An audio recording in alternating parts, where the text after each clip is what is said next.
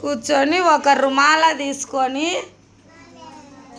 ఒక ఒక పిల్ల రౌండ్గా తిరిగి ఇంకొకరికి వేస్తుంది. తిరగాల. అది ఎవరికి వేసినది వాళ్ళు కనుక్కోవాల. కనుక్కొని మళ్ళీ ఆమె వెంబడి తిరగాల. అట్ట తిరిగి కనుక్కోవాల. Very good. నెక్స్ట్ నువ్వు తిరిగి 3 సార్లు తిరిగి మళ్ళీ ఇంకొక అక్కకి వేయి. అట్లా